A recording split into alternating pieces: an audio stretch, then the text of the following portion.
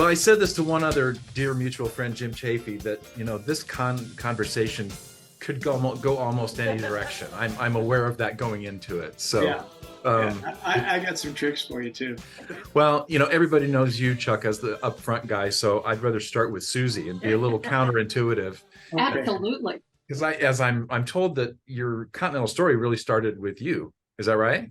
Well, that's true. I was at Azusa in 68, 69 and met Steve and Linda Hilson, who were my Sunday school teachers at a little Wesleyan church in Azusa. And they recruited me to go on Continental tour. So I went on Continental tour first time in 1969. And it was a great experience. One of the things that we looked at, I had a neighbor across the street who died and left me $1,000. And it was my mother's confirmation that I was supposed to go on that tour, because I think the tour expense at that time was $1,000 for the summer.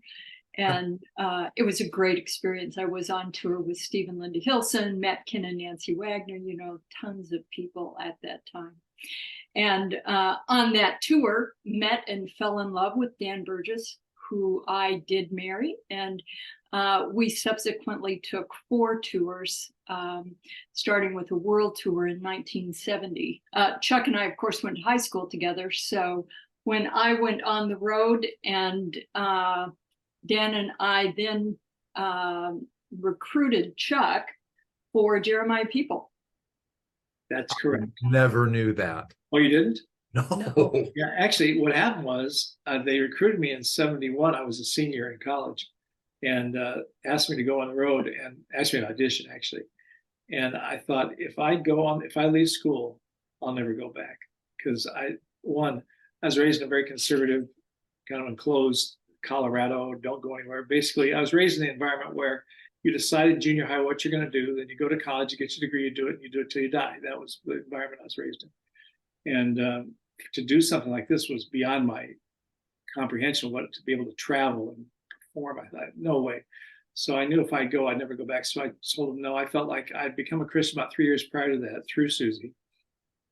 And it felt like if God wanted me to do this, he'd open the door again the next year. And so I turned it down. Sure enough, the next year, they not only asked me to go, they just gave me the job. I didn't interview. I didn't do anything. Howard Parker called me, I think it was Howard. Well, we did come and see you. Yeah, it came some interview. Yeah, so just to confirm that as a human being, and recruited me. And I went on that summer of 72. I went on tour with Bruce Gripe, in the U.S. and Caribbean. I was assistant director. Didn't read music, but I conducted a couple of shows. That's great. That's incredible. And played guitar, kind of, and sang, kind of. And then in the fall of 72, I took over Jeremiah People. And then it was Jeremiah People the first year. Then the second year, Carmichael wanted to have more identity with it, like he did with Truth. He called it Roger Breland in Truth. Right. It became Chuck Bolte in the Jeremiah People, so they'd have some more identity. Right. It's been fun. I guess we interviewed Scott Lee, who was with JP, and Janet Croninger. I hope you saw Janet's episode. Yeah. Oh, cracking up about her voice, and that time actually she referred to the time we were in the studio together. Yeah, you were there. Oh my goodness, she's just so funny. And she and Bill were in Nashville a few weeks ago too, for the gathering there, which was really great. But talk about Jeremiah People a little bit, both of you, from your perspective. What do you think the significance or importance of JP was? Well, before we start that, let me tell you that I booked JP the first year they were on the road, and they hated me because I didn't know how to book.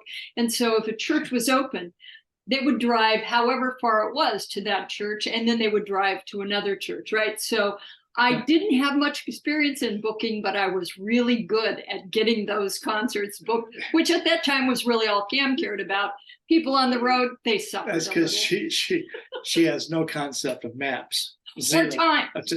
Oh my goodness. That's not good. That's not good when you're booking. That's not good. So I got off left-footed because I was so excited about talking to you guys that I didn't really ask you how does your Continental experience show up in what you do today? Well, first of all, let me direct everything toward Cam. because as everybody, they recognized that Cam has really been the catalyst for so much of the things that happened in their life. For me, Cam was the perfect leader for me. And that was perfect because he gave me creative freedom.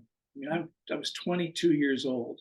He handed a group over to me. I had 6 other individuals I was totally responsible for in a van traveling to frickin' Alaska. And I mean, come on, and all over the US. And I was responsible for the show, for the individuals, their personal lives, their spiritual lives, everything. I was 22 years old and a Christian for 4 or 5 years. But he gave me the ability to create the show and work with Dennis Shippey, later with Paul McCusker, obviously Jim Custer, and create these really incredible shows, groundbreaking shows back then. There's nothing like what we were doing. And I credit Cam 100% for that. And that influenced everything, because I've kind of written out, just, if I glance up here, I've kind of written out my story so I can reference it. But Right. It led to everything I eventually did, from this to, I've had basically 4 professional lives. I went from Continentals to Focus on the Family, which I'll talk about in a little bit, to a place called Child Help, to Alliance Defending Freedom, and then independently. And they're all distinctly different people, different worlds. And each one I was able to take over leadership because of what I learned back in 1972 when I first started. So again, Cam, if you're watching this, thank you. God bless you. I want to just interrupt too. Chuck and I have talked through years about the influence of Cam, and exactly what Chuck said, the freedom to be a young person and be trusted, that you could not only do what you were being charged to do, but then expected to do it well. Yeah. And that sense of excellence that was instilled from the very beginning. 100%. The part about you never get a second chance to make a good first impression, has influenced, I think, every part of our life. No question. Yeah. No question. And Cam is really at the heart of that. So Cam, thank you. From my observation, it seems like Focus was such a logical choice for you creatively, considering what you'd created and where you'd been. And talk about that a little bit. Well, first of all, how I got there was Mike Trout, who worked at Light Records when we recorded with Light. He interviewed various artists, and I was an artist, obviously. And Mike was the engineer. And Mike ended up going to Focus on the Family as an engineer. And he talked to me about coming over because they were starting a show. They hadn't named it or anything. It was going to be a children's radio drama. Dobson wanted to do something that replaced Saturday morning cartoons. And it was audio, obviously, and people said, "You're nuts. Kids will never listen to it. They're visually oriented. They'll never, ever do it." He was persistent, hired me independently. I was still with Continentals, hired me independently to write a couple of things and produce a couple of radio dramas, which I performed in also. And people really responded to them. So that just keyed him up even more to do it. So they started to develop this. They brought me in as an independent contractor, and I sat in the room with he and a guy named Steve Harris and Phil Lawler. And those two were the ones that actually created the bones of Odyssey, before it was Odyssey, about an old man who had an old converted train station into an ice cream shop. And he was kind of wizened and kind of inventive and different. And all the adventures were going to surround him. And we all wanted, and we made sure that we wanted to make this real, because at the time, most Christian stuff was really demeaning. Talking Bibles and stuff. Hi kids, how are you? You're stupid. I'm going to talk to you like an idiot. Right. I hated that. Yeah. And so we decided we were going to do something a little more creative. And so they started it in October of '87, and they only got 2 shows in and were in reruns. They were just a disaster. And so I had accepted the position in the summer of that year and came on in January 1st of '88. And took over the whole thing. Became vice president, ran Odyssey and International and some other stuff.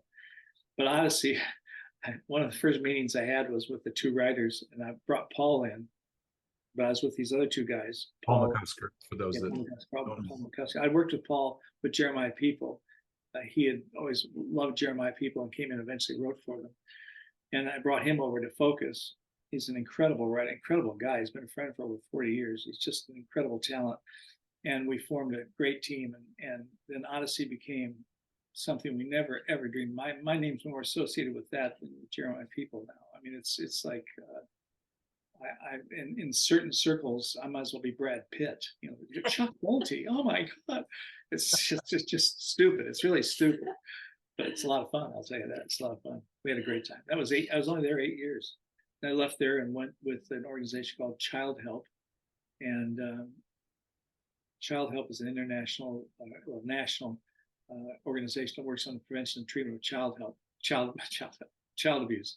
And I was the president of that company for 8 years. It was very entertainment oriented. So we had a lot of celebrities that I had to deal with, but they're celebrities in my age group, even older. They're probably the ones you wouldn't even know, but I mean, older, Connie Stevens, things like that from, I don't know if you know who Connie Stevens was, but yeah, people like that. So it was a big deal for me. It's Jane Seymour, Cheryl Ladd, yeah, some others. Anyhow, so it was a great experience, very taxing, but a very good experience.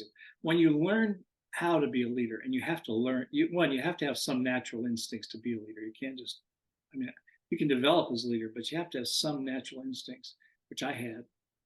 But what the development that I got from the very first rehearsal camp up in Palm Springs, 110 degrees, sitting in the frickin' pool, sweating our brains out. You mean director's retreat? What did I say? Rehearsal camp. I'm sorry, director's Director's camp. Yeah. You learn all about leadership, and again, I credit Cam for that. That what I learned in I was at Continental 16 years, Jim, 16 years, and during that time, that helped. We grew up. Yeah, we really became adults. Yeah, sort of. Sort of. Well, we aren't yet, but we're still working on that. Give or take. That's right. You know, I think for me, Jim, similar experience with having natural inclinations, but having that sharpened both through director's camp, but also being responsible. I think the first year Dan and I were on the road in 1970, we did a world tour with a small group of 21, I think were on that tour. And we did like 25 international flights in 3 weeks. I mean, it was insane. So, you know, the responsibility of dealing with airports, passports, host families, different languages, etc. And you were 20 or 19? I was 20 at that time, 20. Not quite 20. Yeah. But, you know, again, you just being kind of thrown in the deep end and learning how to swim to be able to go into churches. I was thinking this morning, my first tour, getting on a bus with kids from all over the country, from all different denominations, was such a formative experience of learning about diversity, traveling the country together and going in and out of various churches, staying in homes at night. All of that was a critical part of learning how to be a human being that trusted and also respected differences. And I am so grateful for those opportunities. Have you ever wished you could gift your life-changing Continental experience to someone else? Well, you can. Your monthly giving can make a huge impact for our teams all over the world. Did you know that this year, we'll have more than 20 Continental groups on the road, communicating in 7 different languages? The Continental story goes on, so keep writing your part of it by being on our support team. And our groups will say, thank you, in 7 different languages.